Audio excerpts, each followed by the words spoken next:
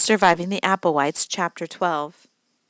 A week later, Jake stood in the bathroom of Wisteria Cottage, humming abstractedly to himself as he gelled his hair into points.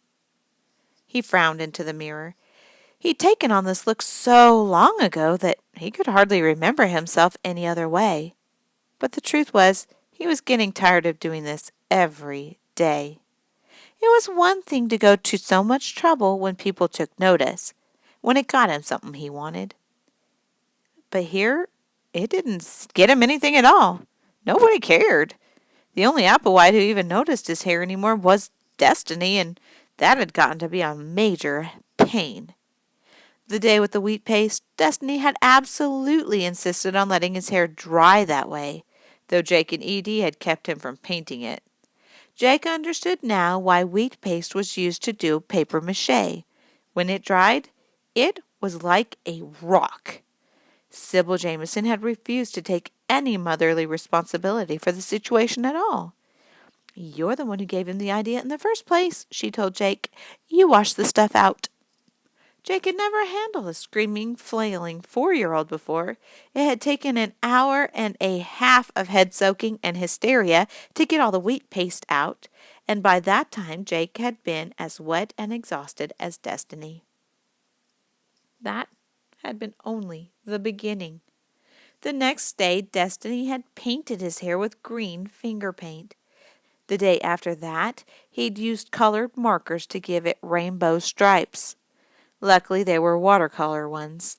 Destiny was so prone to coloring things that weren't meant to be colored that permanent markers had been banned from the Applewhite household altogether.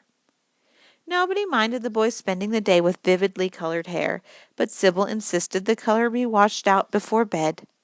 Jake, of course, had to do it, and Destiny had turned it into a game to see how hard he could make it for Jake to get the job done.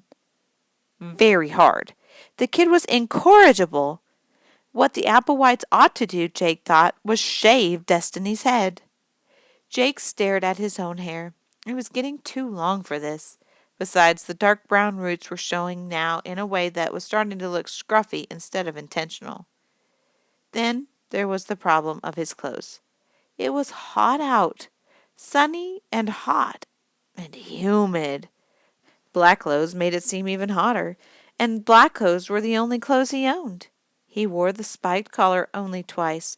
It had made his neck sweat and then chafed it raw. Jake was beginning to feel he was disappearing altogether. Nobody except Edie and Destiny noticed when he swore. Destiny giggled and Edie just sighed and shook her head. Nothing he'd done before to show people who he was and what he stood for worked here. He couldn't even chill out the way he used to. No TV to watch. His Walkman was useless without earphones. If he dared to smoke where he could be seen, somebody was sure to snatch away his cigarette. It wasn't only Jedediah who did it. Archie had, and Lucille too.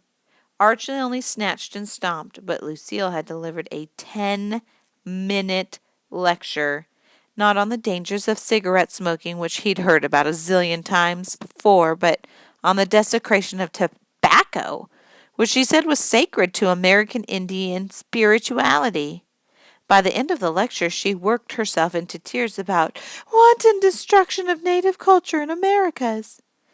Lucille Applewhite was such an incredibly cheerful person it was actually painful to see her in tears.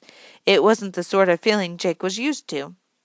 So, he'd taken one of his last cigarettes out to the meadow 3 days ago to find a place to smoke it in peace. There'd been no place to sit in the meadow. He found a log by the edge of the pond and settled himself there. Winston had gone along with him, and Jake had no sooner lit a cigarette and taken a nice long relaxing drag than the dog himself got stuck in the mud by the cattails and started howling as if he were being murdered. When Jake went to pull him out, he got stuck too. It was the smelliest, blackest, most disgusting mud he'd ever encountered, and it snatched one of his sneakers right off his foot. By the time he'd managed to crawl out, drag the dog free, and find his sneaker, he was muck, from neck to toe. Later, he'd found 2 ticks on the back of his neck, their heads buried in his skin, sucking his blood. Archie had pulled them off with Tweezerd and assured him that he wasn't likely to get Rocky Mountain spotted fever, since the ticks hadn't been on him long enough. But the ordeal had wrecked the whole idea of sneaking off for a relaxing smoke. Apart from the pond incident, the dog was getting to be a real nuisance. Where Jake went, Winston went. He had abandoned the main house altogether and taken up residence in Wisteria Cottage, more specifically in Jake's room. Though Jake insisted the dog sleep on the lavender-braided rug, when he woke in the morning at the horrible pre-dawn hour when Archie ground his coffee before going out for his morning exercise, Winston was invariably laying alongside him, pinning him beneath the covers, snoring steadily, and drooling on his pillow. He had to shove the dog off the bed if he had to get up to go to the bathroom. Now Jake finished his hair, stepped back, and tripped over Winston, who was laying behind him. The dog yelped and leaped to his feet so that Jake stumbled over him again, cracking his elbow on the sink and his knee on the toilet before he got his balance. He swore. "What's the matter with you, dog? Why can't you just leave me alone?" Winston stared up at him with those sad, droopy eyes and wagged his tail. The overwhelming impulse to boot the dog out into the hall vanished. Jake reached down and rubbed the dog behind the ears. There. That proved it. The Jake he knew, the Jake he had always been, was disappearing, and there was nothing, nobody, to put in his place.